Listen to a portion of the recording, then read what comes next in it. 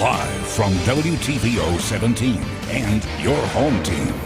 Eyewitness News at 6 starts now. The Senate passes the $1.9 trillion COVID relief package. Hear lawmakers' thoughts on the bill. Plus, a state line tradition is changing their route. This time, you'll have to be inside of your car to enjoy the St. Patrick's Day parade.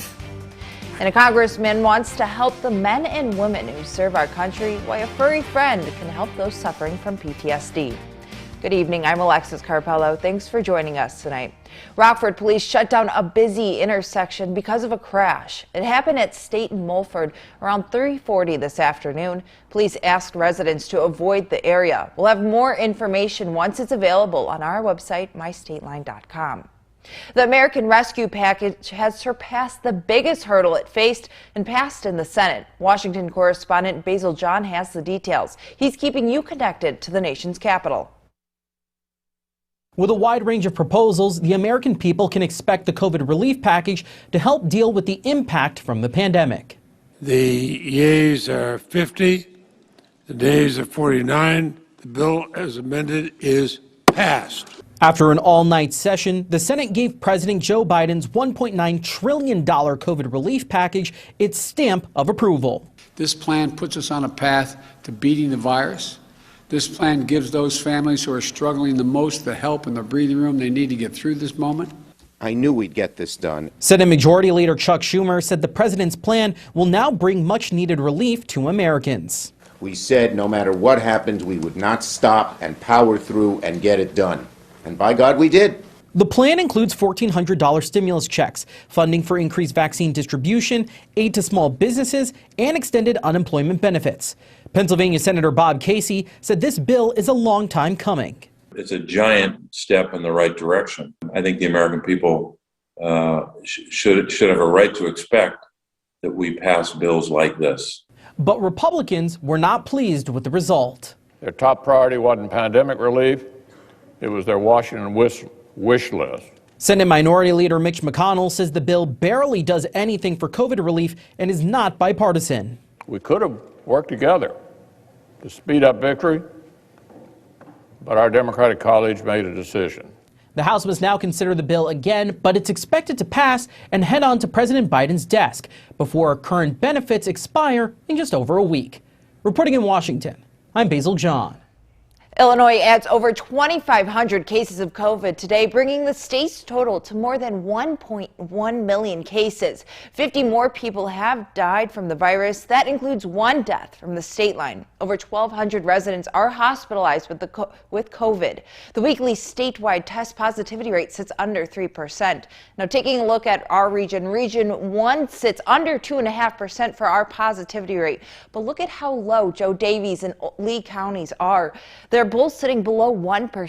DeKalb, Ogle, and Winnebago counties did see an increase in their rates, but about every other county stayed the same. Ogle County is the highest at 4.5%, Lee the lowest at 0.5%.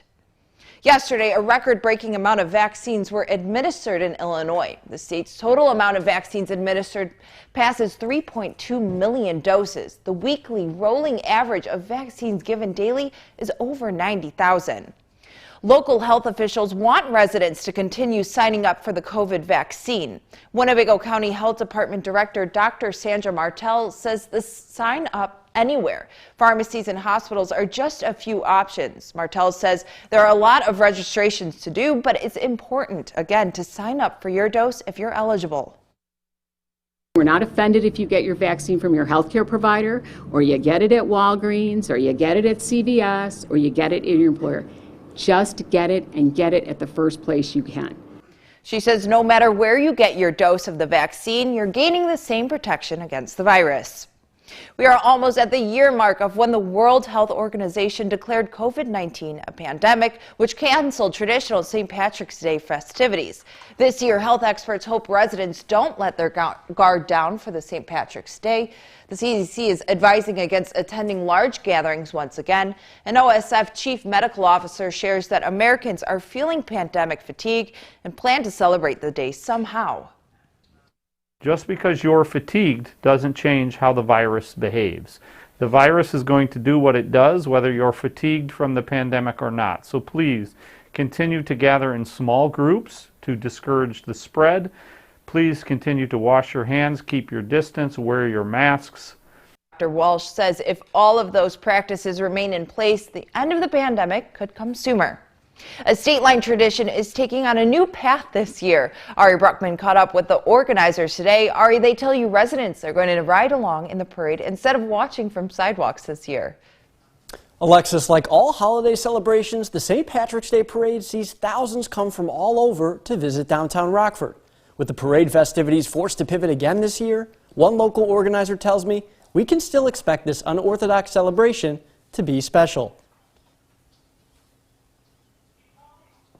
As a result of the pandemic, St. Patrick's Day festivities won't include the traditional parade or St. Patty's Fest. This year, local residents are encouraged to register their decorated vehicles to participate in a ride-along celebration through downtown Rockford.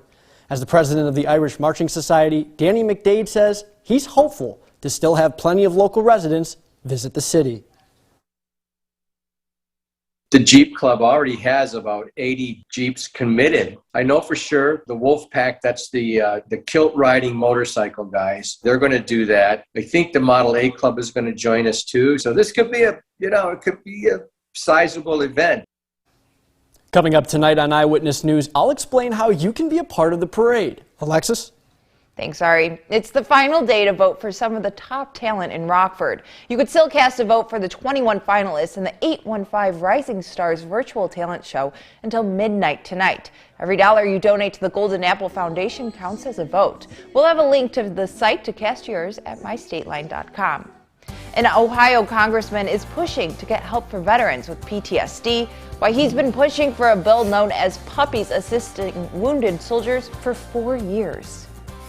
Another comfortable afternoon with our temperatures today climbing into the upper 40s here in Rockford. More of the same expected tomorrow, just a touch on the warmer side heading into next week. I'll explain coming up in your most trusted forecast a little later. You're watching Eyewitness News, your home team, with Alexis Carpello, David Greenberg, and Chief Meteorologist Candice King. An Ohio congressman says there's evidence that therapy dogs can save the lives of veterans who are suffering from PTSD. He's reintroducing a bill known as PAWS, Puppies Assisting Wounded Soldiers. Colleen Marshall shares how he's trying to convince other House members and the U.S. Senate to make it happen.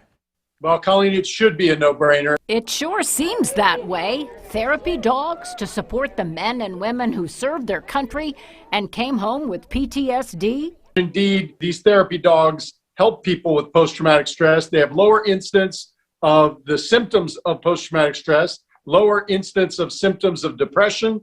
They need to rely less on psychotropic drugs. They actually can do things again. But Stivers says members of the Senate were waiting for a report on therapy dogs from the Veterans Administration, and that took 10 years. The VA finally concluded what Stivers says he already knew. It works for people like Vietnam vet Walter Parker and his dog Jackson. Jackson gave him his life back. He had been suicidal. He had essentially been a shut-in his own home, and now he goes out to dinner. He goes to movies. He goes shopping. He got on an airplane and came to the State of the Union. Stivers says he's got 220 co-sponsors in the House, where the bill already passed twice.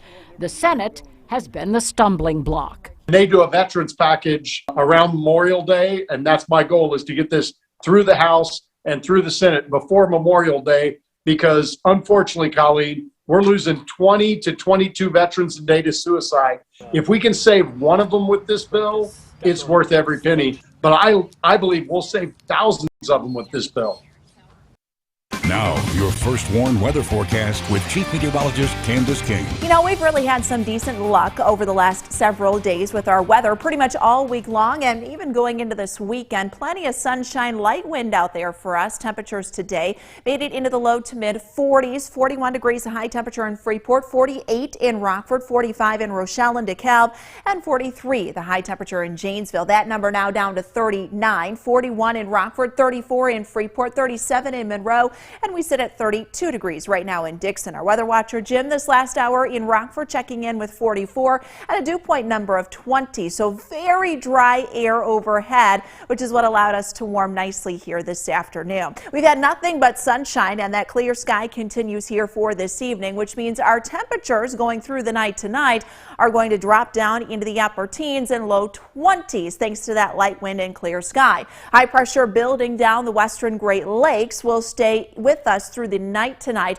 kind of limiting any cloud cover, so expect that clear sky to continue. But with a lot of that added snow melt over the last several days, a little shallow ground fog might be possible by early tomorrow. And as high pressure continues to build in, we will continue to see that sunshine as we go through the afternoon. But things are going to change a little bit. We've got some changes back off to the west over the Rockies. So with that, we'll see a few more clouds kind of slide through as we go through the day tomorrow. What that is going to do for us, though, is allow that strong southwesterly wind to really take hold beginning Sunday and kind of kicking up a little bit more Monday and then into Tuesday. So with that southwest flow, that's where our temperatures are going to warm. In fact, as early as Monday, that number could reach the 60-degree mark, and it's likely we hit the 60s going into Tuesday as well as into Wednesday. Now, the only thing we'll have to watch that could impact that temperature would be any cloud cover. Now, there is a cold front, however, that does come through